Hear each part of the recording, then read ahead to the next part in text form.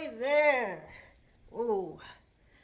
And we're getting into what it means to advance AfroFeminine art and wellness for my speculative fiction brand, Cosmic Noiress. I was able to pronounce it. That's amazing. I'm growing here. Uh, Welcome to, if you're new here, well, I don't want that in the shot. Let's adjust this. All right. If you're new here,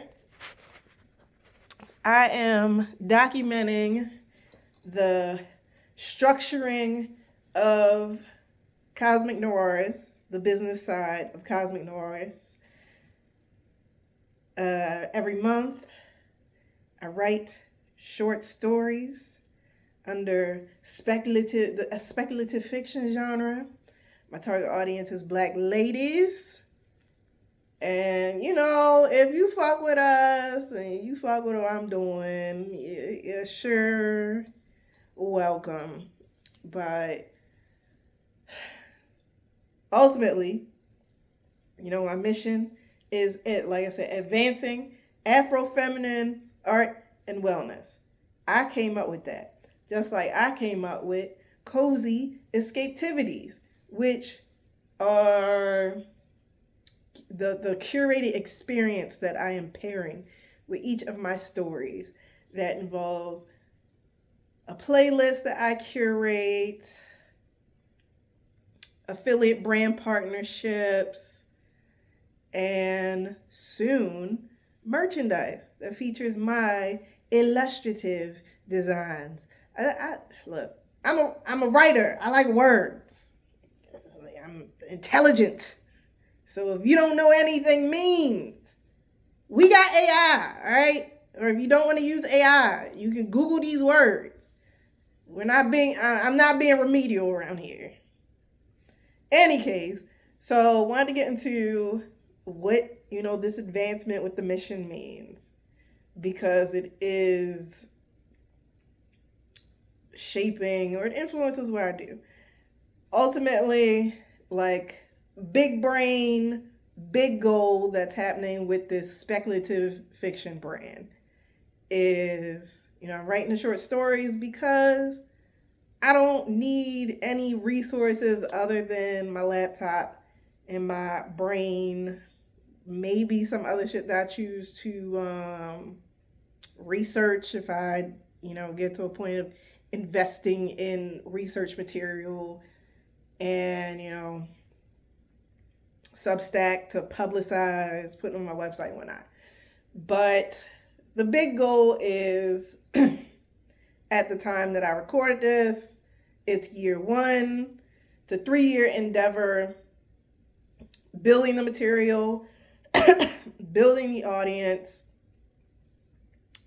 building just whatever else comes with the foundation, building the momentum, the financial pipelines. Year 3, moving into a place of starting pre-production to adapt 3 of the stories into an anime film. There are 2 other stories, so it's going to be a total of 5 stories, but 2 of them are pulling from material that is not a part of this brand, but it's still things that I'm creating, but I'm putting it out next year.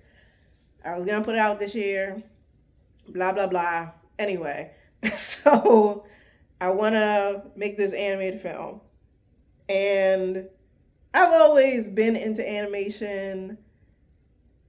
I think about my introduction. I low-key feel like my introduction to anime was actually Sailor Moon before Cartoon Network. I don't know what channel it was that I think Sailor Moon and Dragon Ball were on. But Dragon Ball Z really just ended up being a major turning point for me. And then I was really into video games. For reasons I don't know, my father got me a PlayStation.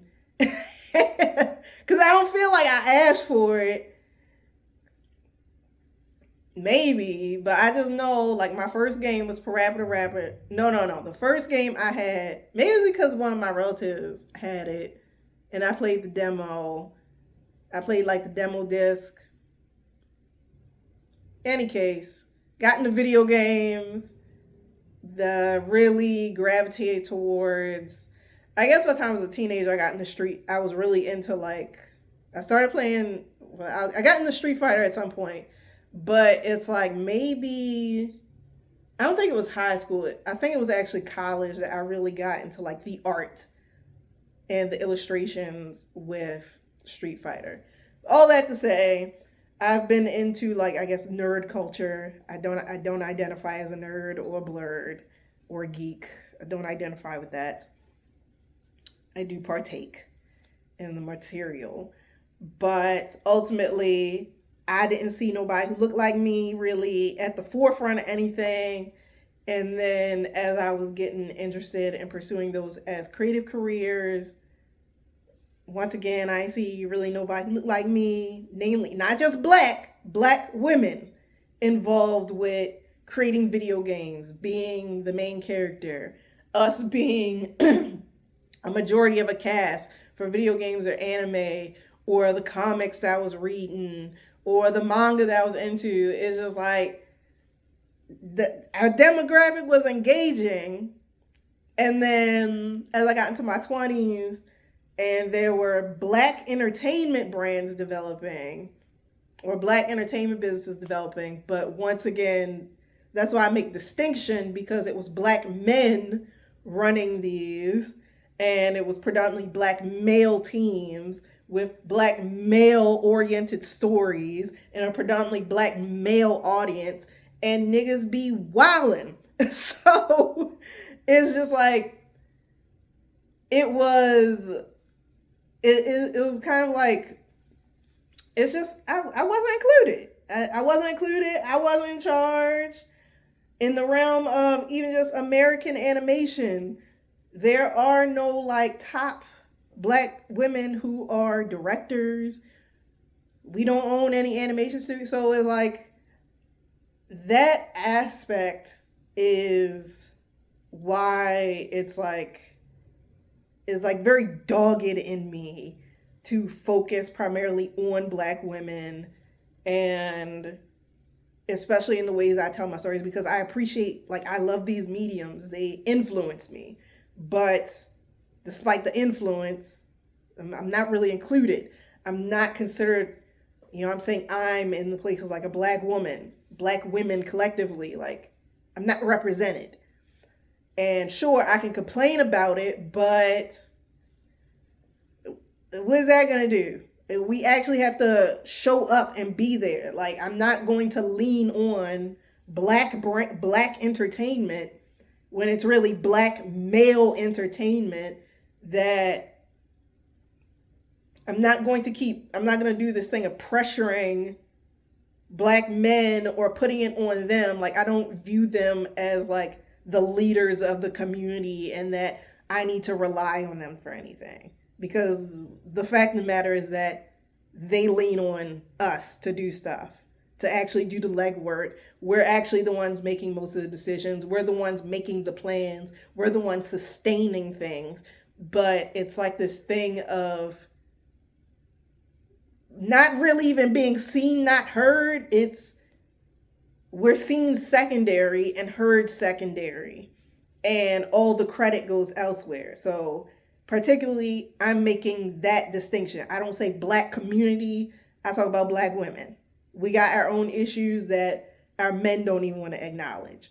And, that even gets into the rainbow mafia, the LGBT community side of things. Like, I'm not well versed, but once again, the women of the rainbow mafia, come on in. Or really anybody of that community who is not threatened by femininity, particularly black femininity, come on in. But the mission is for our visibility, our voices, our longevity, and being a leader, being a matriarch in this realm of storytelling where what I'm doing makes a path, creates a path. Like, I don't, when I consider like what I'm doing, I don't view it as like a template. What I'm doing is for me. I'm not going to give like a complete, I like talking about what I'm doing. I'm putting it out there because it's also like me documenting the process for my own records and for people's interests, but it's not necessarily that I'm creating a path for somebody to do exactly what I'm doing, but I'm creating a path for other Black women to step up in these realms of where we don't exist, or just where we're not prevalent, or we don't have the global recognition, or my main thing is the longevity of our names lasting throughout time. After we've passed, our stories, the work that we've done, our influence still lasting. Because like who comes to mind is Zora Neale Hurston, who she was involved in, I believe she was involved in the Harlem Renaissance, and she died penniless in a markless grave despite her work that still lives on. And that's happened to numerous Black women.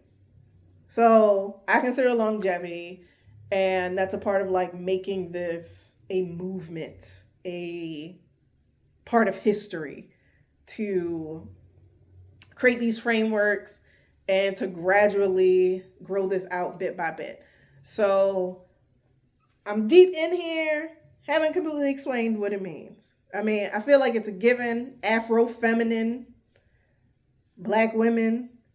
I just opted for Afro-feminine because when I was like typing descriptions or writing my byline, I didn't want to just be black, black, black, black, black, black, black, black, black. Like, let's like exchange some of the words here. And I was running out of character space. So that's where Afro-feminine was born. Sometimes it just be a collection of things that creates it. But it's like, obviously the art portion, it was, again, to keep it a buck, it was arts, not just art, to capture like various art forms, since animation involves writing, drawing, animating is an art, business is an art, I dance is an art, music is an art.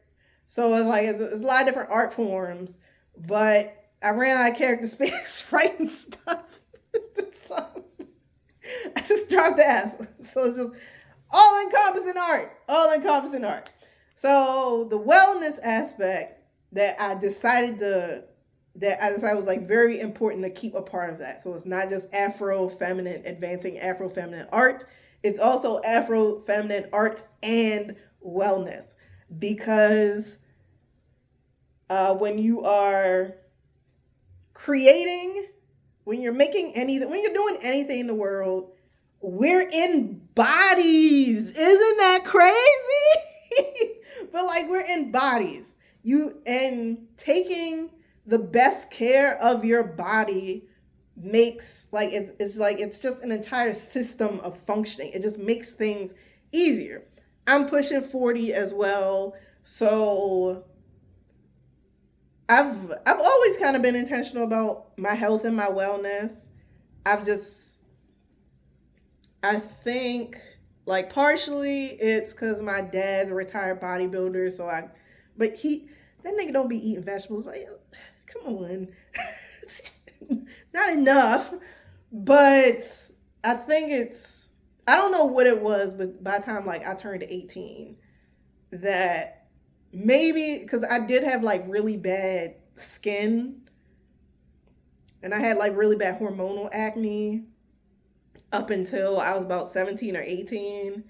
So when I got to college, that plus I think like my freshman or sophomore year of college, I really got into Bruce Lee. And then I've been studying this Chinese spirituality, religion, philosophy, Taoism. and Buddhism since I was a teenager. And so wellness is kind of woven into these things. So I developed these habits at an early age, and I was just very intentional. I went to the gym regularly when I was in college. And, if you're going to the gym, you need a well-balanced, typically you want to have a well-balanced diet to go with it, to balance hormones, to clear up my skin. I was very intentional about how I was eating. So I've always had in mind about the mind, body, spirit, emotion, just holistic wellness. And because I'm still working through healing myself of having an anxiety disorder, but I also dealt with depression. I had depressive disorder. So doing my research on that and then learning how food influenced that. Then when I became a cannabis patient at the tail end of 2018, I got even more intentional about how I was eating and how I was taking care of myself, because ultimately I don't like feeling like shit. As I've learned, there's just motherfuckers out here who are okay with feeling like shit, and they bitch and complain about it all the fucking time and just want to take supplements and pills without taking care of their entire body that is carrying them through life. So that element where I do feel like, art, I haven't read the article yet, but I saw like something posting, it just popped up on my feed recently, about how art or taking in beauty slows like the aging process, and how just art and taking in beauty is like healthy, psychologically, it's good for your soul, your emotions. That like your emotion, like all these different parts of yourself are part of a whole. They all impact each other. None of these things are mutually exclusive, which is like the most bizarre thing to observe about American culture, or just like people who don't eat well or take good care of themselves. Is because like I dealt with this shit. I moved in the last time I will ever have roommates in my life. I mean, especially this big age. But when I turned 30 and I had roommates, these bitches was fucking hating on me because I was eating well. Meanwhile, they struggling with depression. Two bitches was fat and sloppy. The other dude, he barely 40 and ain't got no fucking teeth, and sucking down pizza and jumbo iced coffees first thing in the morning, but then want to be sad all the time. You contributed to your problems at that point. There's no fucking excuse. So like that's like the other thing with just like considering the overall health of Black women is, I also grew up with my mother obviously being a Black woman. Carrie, she had her traumas, she worked, she's dealing with, the shit with my dad at the time. And having witnessed my mother going in and out of emergency room, in and out of the emergency room, and having surgery all before I'm 18 years old. Potentially, no, there was still shit happening when I was in high school. So, I guess you can go one or two ways with how you take in that kind of experience, but that made me even more conscious of my health, is watching my mother deteriorate, watching my relatives, especially my female relatives, and them having medical emergencies and their health degrading, and them also carrying their households on their back and leaning on one another for everything, and needing whatever support or not getting whatever support that they need. So that's why I don't separate the art and the wellness component. like they overlap and they feed into each other, because you're going to do your best work when you take great care of yourself. It adds to the quality of your life, and art adds to the quality of your life, and it gives you a sense of depth and character. So you're not like these performative bitches out here who act like they better than everybody else because they done checked off all the boxes of what society told them makes them worth stuff. But if you actually liked yourself, you wouldn't be a shithead to people. You're not fully taking care of yourself if you acting like that. So that's pretty much the long and short of it. And then it's also reflected in the cozy escapativities that I put together, where I am partnered with a wellness brand, but especially like even the THC, the hemp-derived THC CBD drink brand that I'm partnered with, they're very intentional about wellness. They're in wellness stores. Even when it comes to consuming tea, that in more so loose leaf rather than tea bags, loose leaf tea is just better is higher quality, and it's better for you especially when it has the blends and it has like the different herbs. There's, elements of herbalism that, I'm weaving into this. And as I'm looking into other partnerships for the next phase, for phase 2, where I'm considering like yoga brands, and then also starting to consider beauty products, like taking care of your skin is a part of your health and your wellness and feeling good. And there is even an art to how you tend to yourself and having your own skincare routine and things like that. And because I'm trying to think if there was like another brand I was looking at. Yeah, and I'm even considering like snacks and stuff to go with the experience, but prioritizing what's going to be nourishing to your body. Like the cozy escapism is not to numb out. It's life functions and cycles.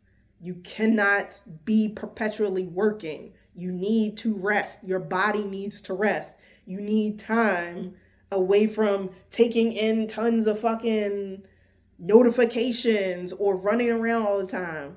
You need to sit your motherfucking ass down and let your imagination go off somewhere. And as the stories that I write, like, aren't centering Black pain or trauma or struggle or dysfunction, it's really just us living, experiencing life like humans. Having a space to feel like a human where nobody is denying your experience or trying to vilify you for having a personality and being an individual, or hating on you because of how you were born, how your body looks, the color of your skin, the size of your tits, the size of your ass, what your face look like, what your hair look like. It's to get a fucking break from that shit because that is tearing, that eats away at you to constantly be around shit that is trying to detract from you. So again, advancing AfroFeminine art and wellness is ultimately strengthening, not just strengthening, but just helping this generation of Black ladies and teens and girls to cultivate and be locked in with their sense of wholeness through art and through, like I said, the wellness products and whatnot that I suggest, so that, there is like, we're given the strong Black woman trope, and we're constantly like admired for our resilience because people want to treat us as mules and labor sources and ride our back while punching down on us. And my thing is cultivating the resilience, helping to cultivate a sense of resilience where we don't even tolerate that shit. And we have an innate understanding of enjoying ourselves and enjoying life and and taking a break without dealing with the bullshit of guilt or shame that comes up with that. And like I said, paving the way for other Black women to, to be able to make a new path and to be a leader and to sustain that, and to sustain that throughout life, to build out our entire system, and then being able to have that sustained for generations takes a lot. So being able to plant the seeds and cultivate and nurture that for more Black women, and then guiding those who truly I can mentor or help along the way, who are along the same path as me, and most importantly, are doing the inner work to be able to sustain the high level that I have established and that I'm creating. That is a part of what this is. And also having a clear name for what's going to go in the history books, what's going to be talked about for all times, what's going to be understood easily on a global level. And ultimately, so there's also a clear understanding that this is what the finances are going into, because we can talk and I can post all day, but shit gotta get paid for. Money ain't ever gonna be disbanded. There's always gonna be money. Can't say there's always gonna be capitalism, but there's always gonna be money. Commerce has always existed. Humans has always traded things. Bartering does not fucking work on a global level. It does not work on a large scale. It just don't. Am I saying bartering doesn't work at all? Of course not. However, I think about the world. There's 8 billion people in the world with tons of different skills, and we're not always going to find a compatible match. That's why money exists. And money is required because we're in the physical world. Things got to get paid for. Things got to be sustained. Things got to be built. Structures just don't happen just because everybody be feeling feelings and got the free, like we don't all got the free time. I ain't got all these resources. I got to hire people. They got to eat. They got to have families. They got to take care of. They got dreams. They got to fund. So also keeping it a buck about that. So that's a wrap. If you're picking up what I'm putting down, you can head on down to the description. I may just say show notes because I'll be saying that when I do the podcast. But you can go down to the show notes, hit the respective links.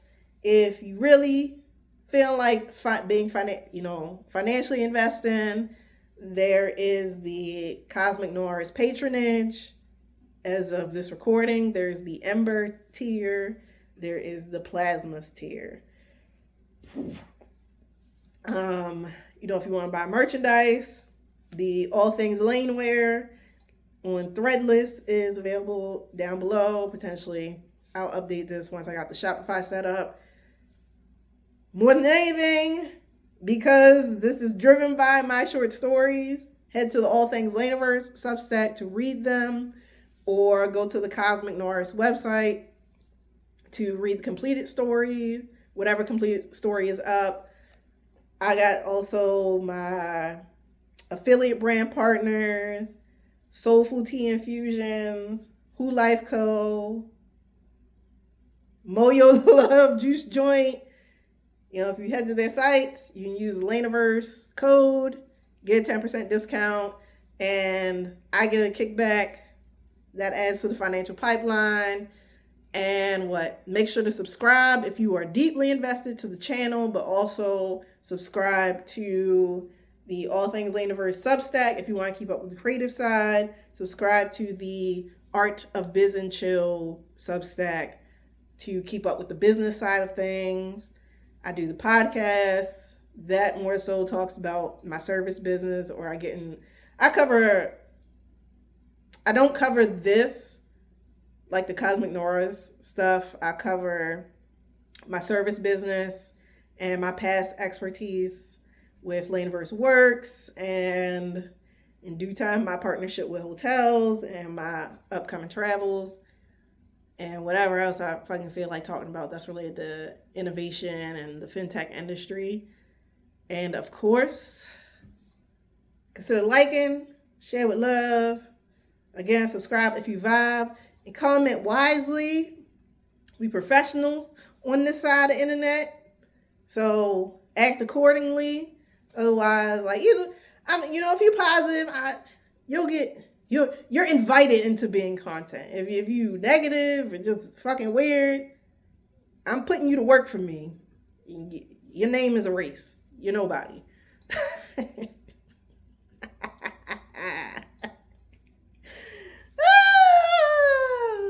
I'm healthy. I like being evil.